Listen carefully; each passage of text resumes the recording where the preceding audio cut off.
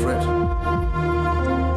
The last few years have been difficult for the Muslim community with what happened in New York and what happened in London, and because of various events around the world. On occasion, there are some demonstrators who are determined on a course of action, whether that action be lawful or not, and it's the police's job to stop them. What I do dispute is that any of those confrontations were one-sided and the police were the aggressors.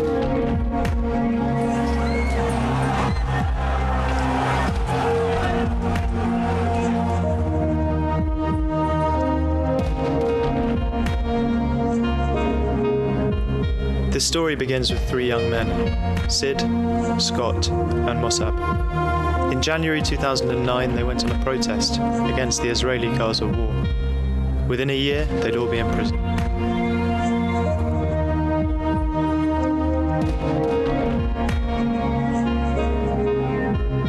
My name is Mossab Alani. I am Iraqi. I'm English and I'm British. My parents are from Iraq.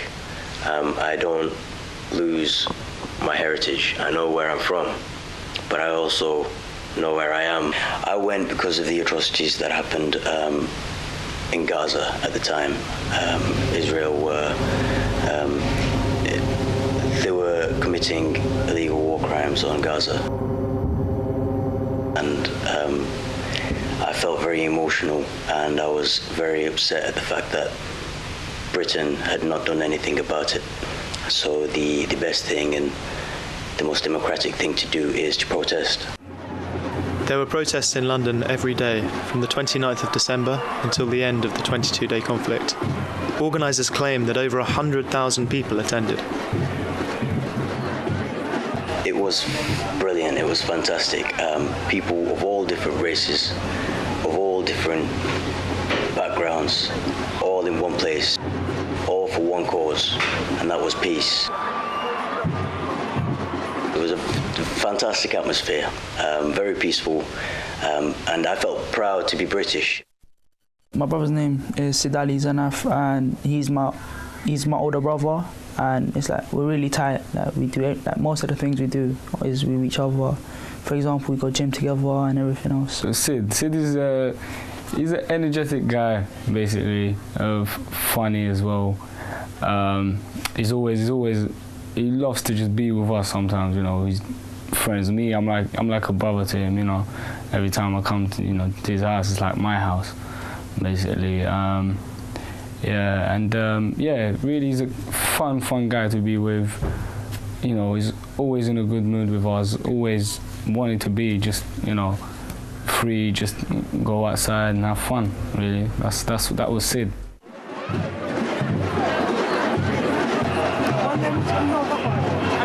It was our first protest, and we went to see how it was, like our first experience of a protest. As Muslims, we should all fight together. We should all stand up together against a cause like Gaza. For us to be there, it felt really, really good. These protests weren't policed in any sort of normal sense. These protests, I would suggest, were attacked by the police. And many of the violent confrontations which we saw towards the end of these protests was a direct result of the police and tactics we saw at the beginning. After the main protest, there were plans to demonstrate outside the Israeli embassy. For some bizarre reason, the police tried to obstruct us from doing so. On the journey towards the Israeli embassy, they directed us towards an underpassage. We had no idea why. We asked them, why take us under the underpassage? It's narrow, there are loads of people here.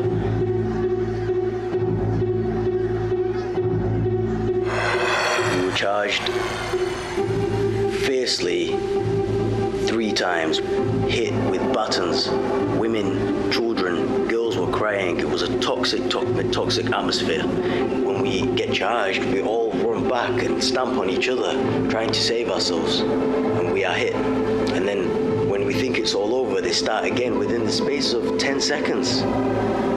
Some people couldn't even get back up by that time.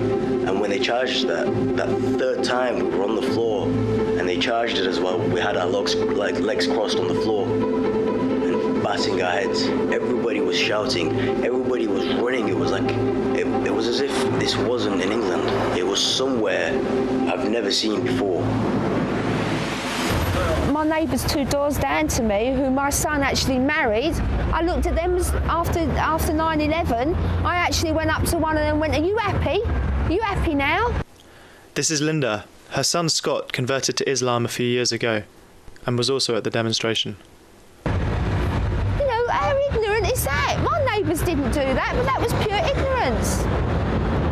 You know, and I admit that I was ignorant, and now she's my daughter-in-law. And I love her to death. I have the most beautiful grandson. And I have a loving, kind, very gentle son who happens to be Muslim. And I think that if he hadn't have been that way, I think he would have turned into a proper little tow rag. What my son was saying, that the people over there are getting killed. And I'm proud of the fact that my son stood up and said that, and I will always be proud of my son. This is the scene in central London tonight. The police out in force, roads sealed off, and people trying to reach the Israeli embassy hemmed in and being kept under tight control. When these protests began, the Israelis had not gone into Gaza, and things were already tense enough. From the tunnel, protesters made their way to outside the Israeli embassy. It was here that arrests would be made. The police held people in pens for quite a number of hours outside the Israeli embassy, up to about 7 or 8 hours on some occasions, in freezing temperatures as well. This was a very cold January. There was a crush. There was a point at which it seemed as though people would get hurt as they were being pushed into that small area, and it seemed the most logical thing to move those barriers out of the way. When people did attempt to move the barriers, the police then reacted with huge force. They were using baton strikes quite brutally against the people that were there. He actually got hit as well, which actually got him kind of angry. He got hit twice onto the floor. He was actually hit down a few times. Sid was then involved in throwing a stick, a barrier, and also kicking a police shield. 4 policemen wrestled him down, handcuffed him, and then they just took him to that big truck and just took him away. They were targeting them because they wanted to teach the Muslim community a lesson about where the limits are in political activity for the Muslim community in this country. And I think it reflects a wider political approach in Britain, which is both by the previous government and I would assume by this government as well, which is that they want to set clear limits to political activity in the Muslim community because they regard it as in some way connected with terrorism, whereas in fact it's the very opposite, and also because they are well aware that the Muslim community in this country is a very core part of the active opposition to British foreign policy in the Muslim world, and particularly in the wars in Iraq and Afghanistan.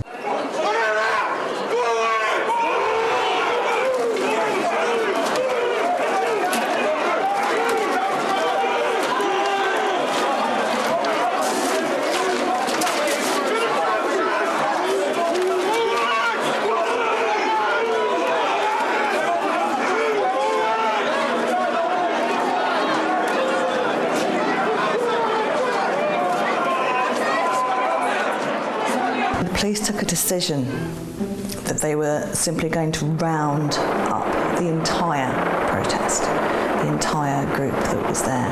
And then having surrounded that area, they moved inwards, using their shields again. There are specific tactics that the British police use that are not used elsewhere, or at least not in many other places. And they're very keen on gathering data. They have an intelligence-led approach to policing protest, which means that they are very, very keen to gather a lot of data on who the protesters are, what are their names, what are the political organisations they're part of, what are the aims and objectives. They built up a huge database. It will have been seen by the protesters as an attempt to profile them and create records for them, which can then be used in the police's and the security services' wider targeting of the Muslim community. We were kettleballed for a good 3 hours, I think. My sister, who is diabetic, was kettleballed with us. Hearing her cry and call me, asking me if I'm okay, is she okay, hearing children cry, friends. I was frustrated, I was hurt, I was battered, and I had done nothing wrong.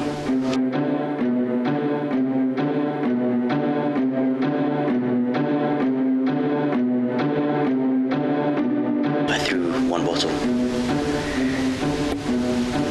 towards the Israeli embassy. Scott doesn't like having his photograph taken. I've got a few photographs of him when he's like small. I mean, this one is taken in the Victorian style, but even then you can see he doesn't look very happy about having his photo done. Linda's son Scott was also being kettled. Someone handed him 2 fireworks that he threw. But I've seen worse at football matches. I've seen people throw fireworks at football matches. They don't get 2 years.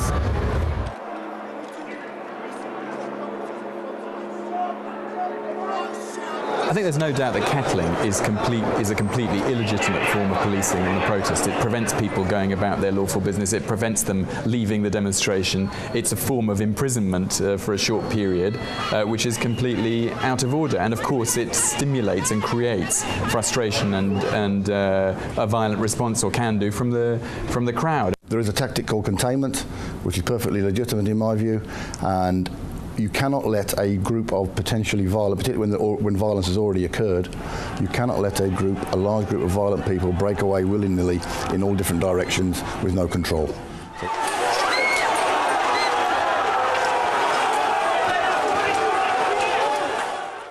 So therefore containment is used to quite literally wear them down, get them tired, and allow them to leave in dribs and drabs peaceably. I'm not saying it's a tactic that we would want to use all the time, but it is a tactic, and the alternatives are tear gas, baton rounds, and that's what people want. Then, if someone can come up with a better way of policing protests than we've got in this country, then please tell me what it is, because I don't know what it is.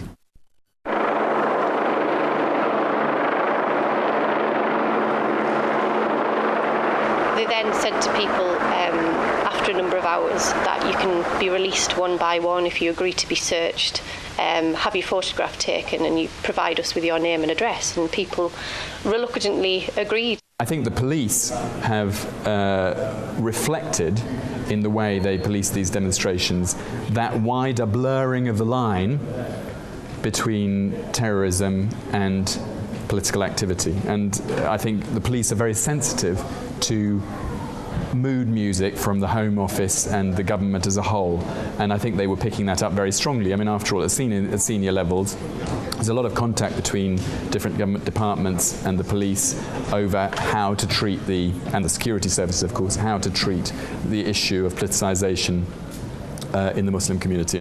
For me, the way in which the arrests were carried out is really crucial and really significant, and probably one of the most alarming features of these cases. The police arrested 119 people after the demonstrations. This is the story of Yahya Tabani. It was around 4 or 5 o'clock in the morning.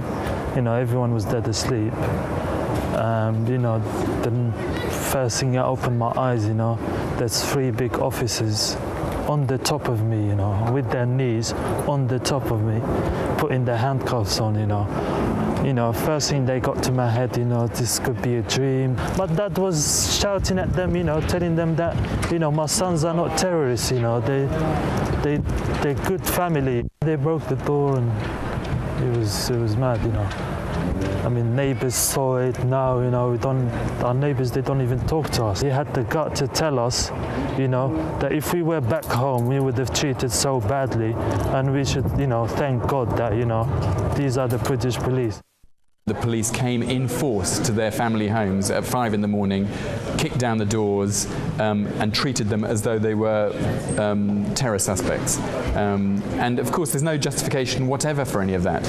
And I don't believe that the police can conceivably have a legitimate answer. Their claim at the time was that they were suspected of having weapons in the house. There was no evidence for that they came up with, and of course no weapons were found. These were protesters on a legitimate democratic protest who were treated like terrorism suspects, and their families were terrorised, in fact, by the police. Breaking down doors is a normal police tactic. It happens every morning in different parts of London for different types of crime. Not just Muslim people, but all sorts of people will have had their door broken down this very morning, I'm sure, all across London. Handcuffing people in a confined space is a normal tactic. It's for safety and security. Scott was arrested months later in a shopping centre in East London. He was taken and questioned by the police. The questions they asked was, what do you feel about suicide bombers? What do you think about 7/7? What do you think about 9/11? What the hell has that got to do with what he'd been arrested for? The Crown Prosecution Service pressed charges, and Scott was sentenced to 2 years in prison. For his young son, who, as I say, is only 6 months old, it's hard for him. He misses his dad. His dad is going to miss him, his first steps, his first everything, his first crawling. He's going to miss all that. So of the people who were charged, I think 79 were charged, and all but 2 of them were Muslims. So it's absolutely indisputable that in some way the Muslim protesters were being singled out. When he phoned my mum, when we heard that he told my mum that no one's coming out, everyone's being taken, that people that have gone in the courtroom haven't come back out, and he's like, that the same thing's going to happen to me. And he apologised and everything, and that's it. Last we heard of him. Sid Ali was sentenced to 2 years in prison. That left Mossab. Well, I had my mother on and my family on the left, and reporters on the right, and then my judge in front, the judge in front of me, and my hands, you know, I knew that it was inevitable that I will be sent to prison. I could not do much but cry.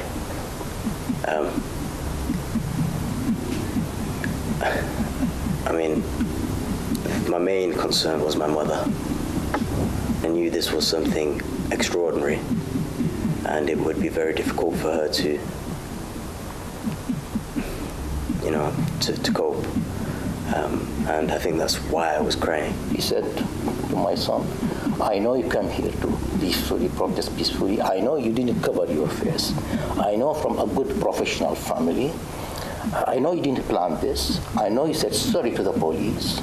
I know you have a good character, but to be honest, at that time I thought you would set him free. And I was happy, smiling, I was happy with the judge. But he said after that, I want to have a deterrent. Mossab was sentenced to 12 months in prison. People throwing plastic bottles, I have seen on countless demonstrations and events of public disorder in this country, people throwing plastic bottles at the police, and never seen them being singled out for arrest, let alone being charged, let alone being sent to prison. I mean, this is a completely disproportionate response by the police and the courts, and it can only be seen, and is seen, by Muslims in Britain as singling them out for not only special treatment, but also restricting their right to take part in democratic politics, which is a dangerous message. And the explicit singling them out for deterrent sentences, as the judge termed them, seems to me a politicisation of the courts. It's basically saying not that you will be charged and tried and sentenced for what you've actually done as anyone else would be in any normal demonstration, but that this is somehow special and subject to special legal and judicial constraints. I can't change people's perceptions. All I can say is this, is if the police arrested people who have since been convicted by a court, which would tend to suggest to me that the police were right, if it happens to be that the people at the front of that protest, who are the ones who were nearest to police, who are the ones who were visible to the police and were seen committing crimes, were young Muslims, males, then they were the ones that got arrested.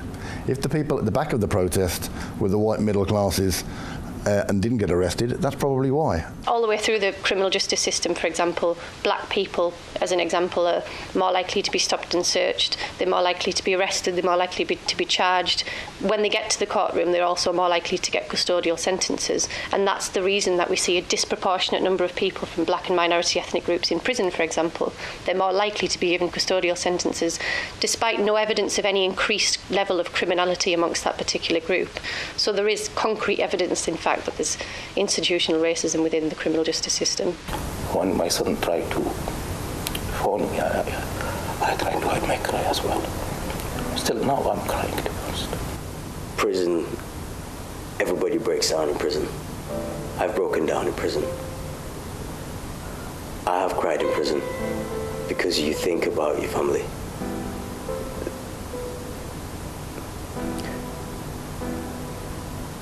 You can't help but think about your past. You know, in the hospital, I usually, they call me, you have a smiley face always, but the nurse told me, what happened to you, Dr. Lani?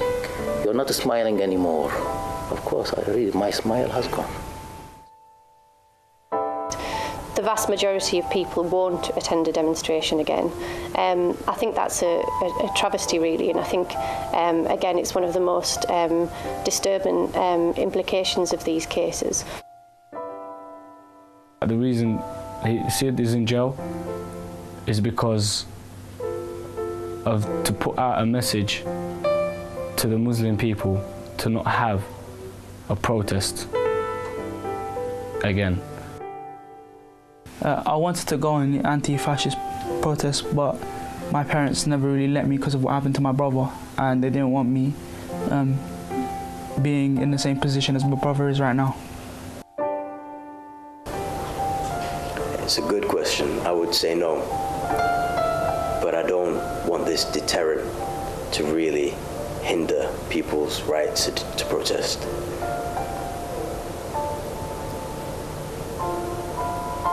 So the question is, will the police aim at? Will the police still continue their brutal onslaught on the protesters? And if so, I wouldn't risk it.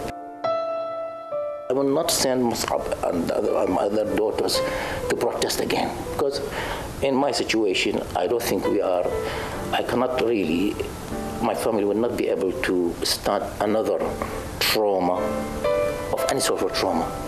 So even my daughter, which Mariam, who used to be politically active and go to every demonstration, she said, no, I will not demonstrate again. I don't think if anything happened, you will stand any other trauma. We have to be realistic here.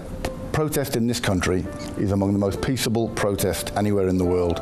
It has the least interference from police probably anywhere in Europe, or certainly if you look at some of the footage we've seen recently from places in Asia. Protest is completely different there, with baton rounds, gunfire. We don't have that.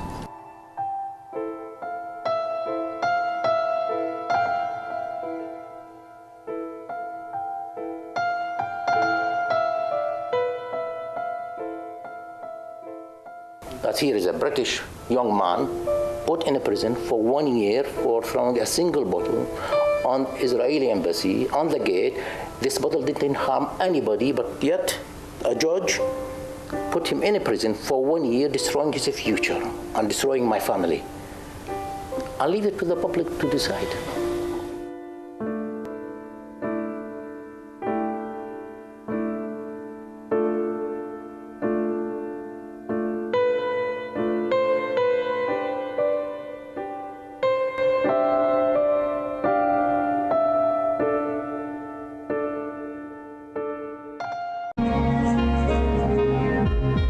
My name is Mossab Alani. I am Iraqi. I'm English and I'm British. My parents are from Iraq. I don't lose my heritage. I know where I'm from, but I also know where I am. I went because of the atrocities that happened in Gaza at the time. Israel they were committing illegal war crimes on Gaza.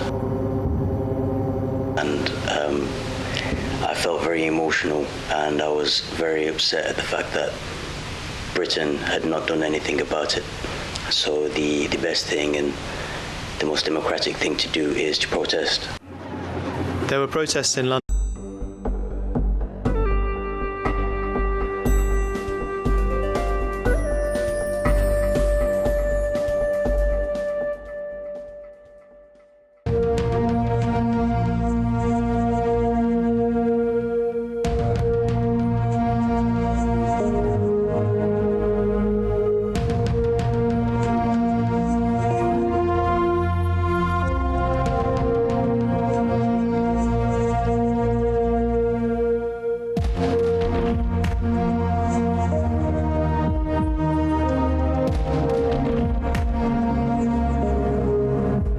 To draw. Terrorism is a constant threat. The last few years have been difficult for the Muslim community with what happened in New York and what happened in London, and because of various events around the world. On occasion, there are some demonstrators who are determined on a course of action, whether action be lawful or not, and it's the police's job to stop them. What I do dispute is that any of those confrontations were one-sided and the police were the aggressors.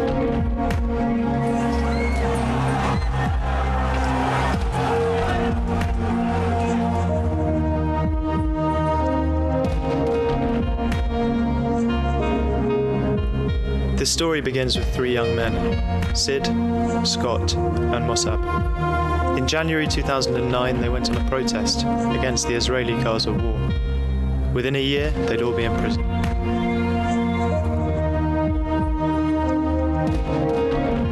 Funny as well. He loves to just be with us sometimes, you know. He's friends with me. I'm like a brother to him, you know. Every time I come to, to his house, it's like my house, basically. Really he's a fun guy to be with. You know, he's always in a good mood with us, always wanting to be just, free, just go outside and have fun, really. That was Sid.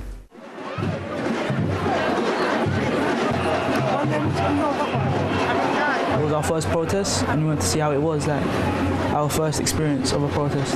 As Muslims, we should all fight together. We should all stand up together against a cause like Gaza. For us to be there. London every day from the 29th of December until the end of the 22-day conflict. Organisers claim that over 100,000 people attended. It was brilliant, it was fantastic. People of all different races, of all different backgrounds, all in one place, all for one cause, and that was peace. It was a fantastic atmosphere, very peaceful, and I felt proud to be British. My brother's name is Sid Ali Zanaf, and he's my older brother, and it's like we're really tight. We do most of the things we do is with each other. For example, we go gym together and everything else. So Sid is he's an energetic guy, basically.